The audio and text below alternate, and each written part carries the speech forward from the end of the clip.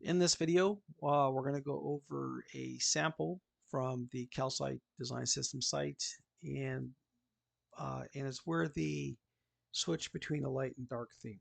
We just want to focus on that part, and what we really want to focus on is, well, how do they implement that? We've seen some techniques where Boolean attributes were used to make things happen, um, but I'll slide this across just so that we have a mental picture of what we're talking about.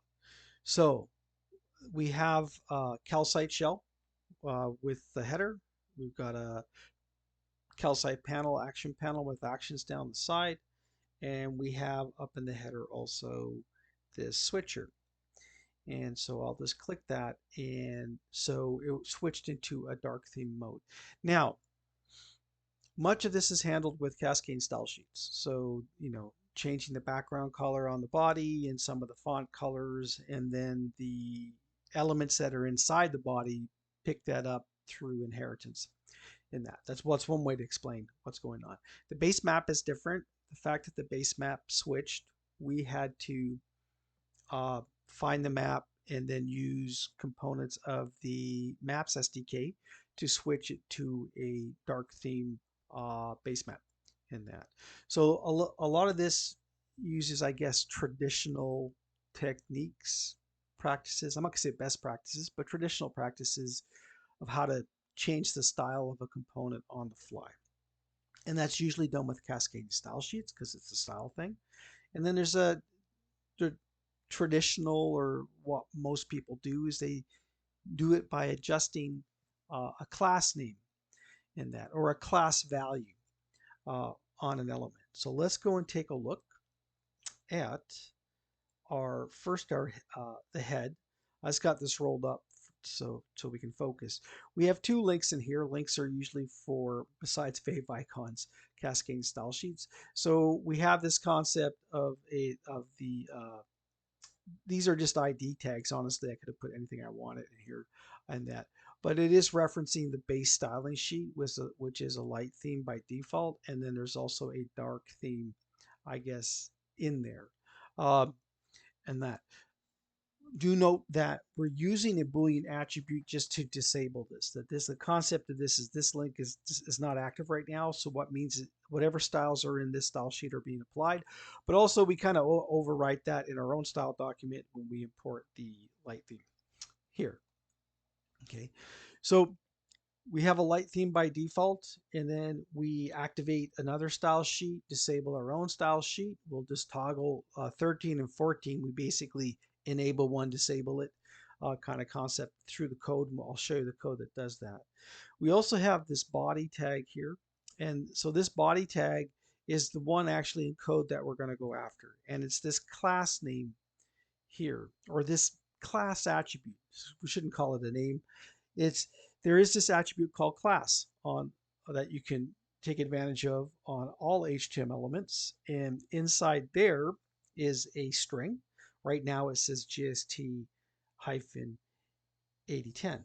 Now, one thing to sort of understand is that Boolean attributes often on something like height and width we saw with the image has one value in it. This concept called class here, this attribute called class, is a big text string. And that text string uh, has the ability to have many values in it. Okay. And so how do you do that? It does it using a space separated list. So you'd put a value in like GST 8010, and then you might put another value in like war in that. And then,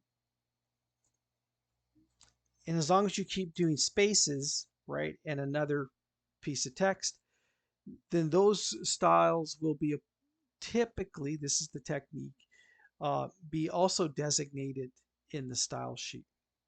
So what I'll do is I'll bring our uh, app back on in that. There it is. I'm going to switch it. It's reloading into the light theme. Yes.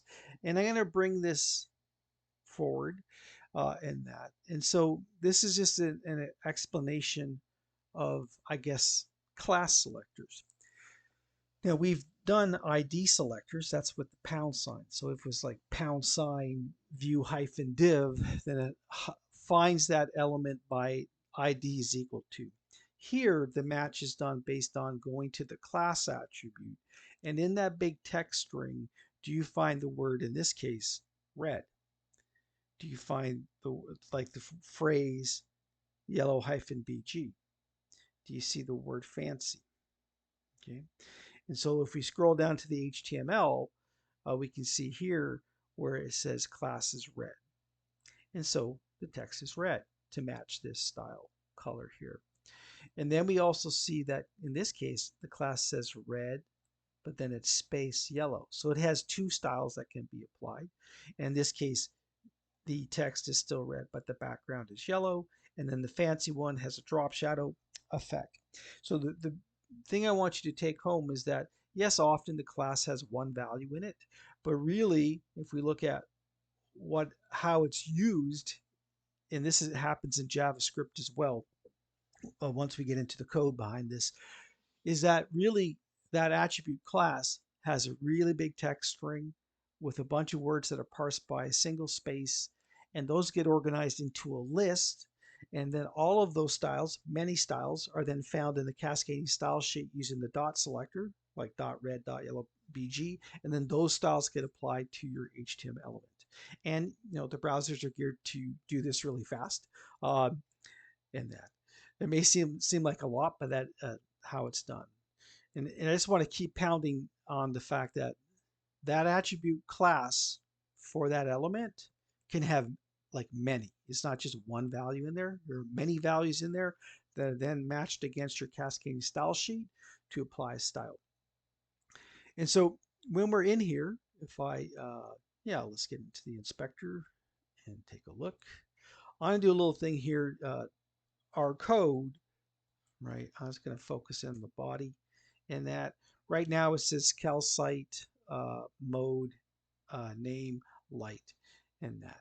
And so we're in the light mode and that. And then if we flip the toggle, things change, right? A new thing shows up. It's kind of weird to read it this way, in all honesty. But there's this new thing, calcite mode named dark. So something changed, right? And it went dark.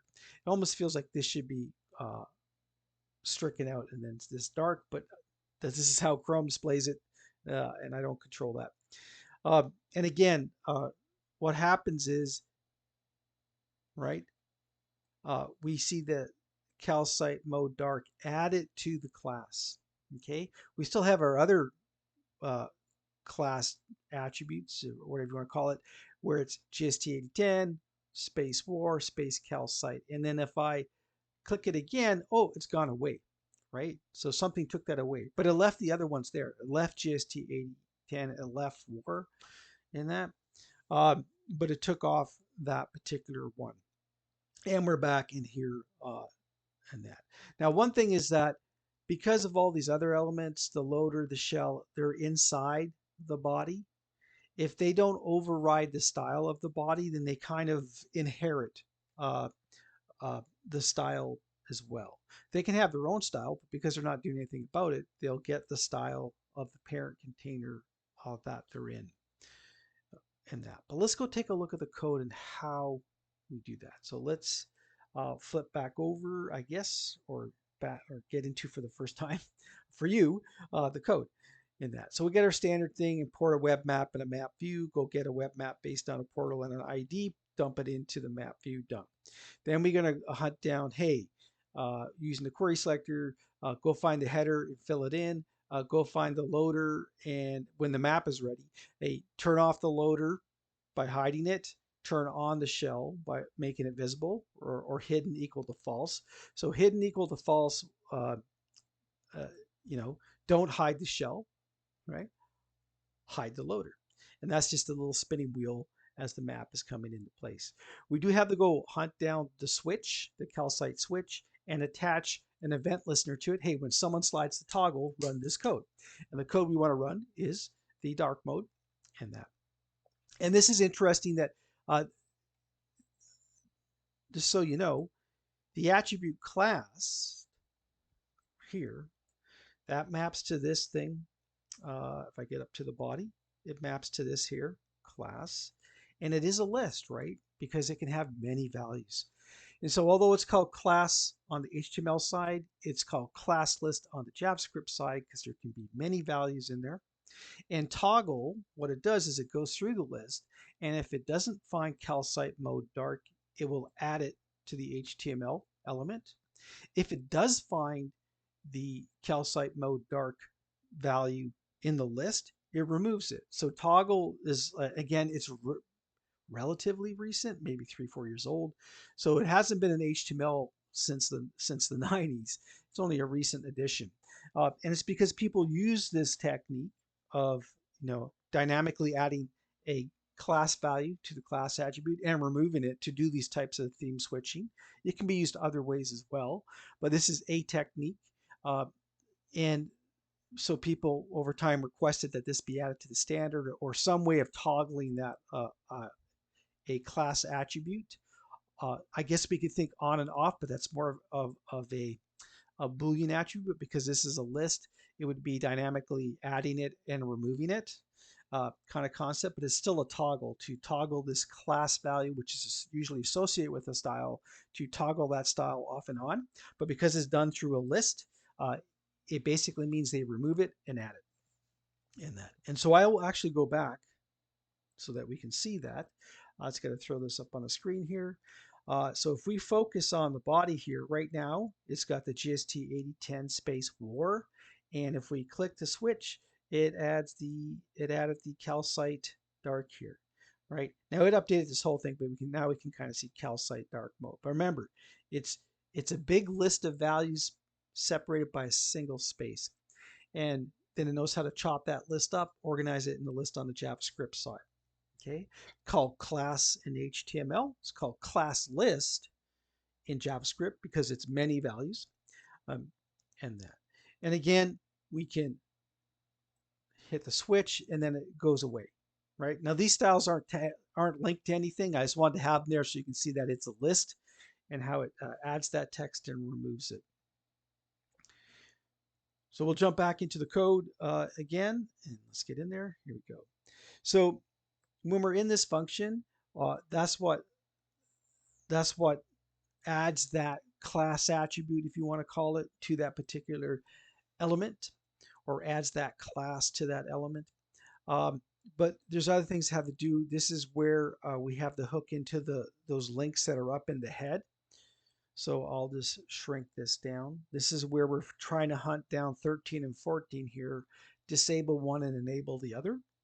When you're dealing with things that are true and false, this is a quick way to toggle them. You just put not in front of it. So if you were enabled, now you're, or if you were disabled, now you're not. If you were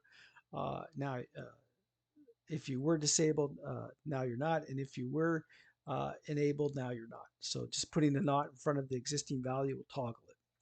Now this is the little bit of extra sauce we had to add. So what happens here is this is a little bit of extra stuff. Like I said, we added to toggle the gray vector to the dark vector to follow along with that same kind of theming. So some of this can be handled with existing cascading style sheet techniques. Typically, when we're swapping styles on the fly, it's the concept of adding a particular class, removing a particular class. There'll be some style sheet that has a dot calcite mode dark and a whole bunch of colors associated with that. And this is where we do something similar by using the JavaScript Maps SDK to switch out what the base map is. So the big thing here is we've seen Boolean attributes work that way. When we get into applying styles, because of traditional ways of working with styles in the browser and the cascading style sheets, and the fact that that class attribute is a many concept, I'll just shrink this down, right? That this has many values in it. Then we can't just turn it on, turn it off. What we had to do is we had to remove that value from the list, add that value to the list. And that's what the toggle does. And again, in JavaScript, it's, good naming convention. It is a list of class values, right? Because there can be more than one, which is different than a Boolean thing. And what toggle does is really Uh, Add it if it's not there, remove it if it is there. And this is more traditional programming toggles where something is true or false. This is not really a true or false deal. This is a list of values. Is the value in the list? Is the value not in the list? It's the concept of toggling, but it really means add it, remove it, kind of concept. So that's all I wanted to show in this demo was how we can change with this change styles, but we're using traditional or common techniques that people use to change the styles of components on the fly. And that's all for now.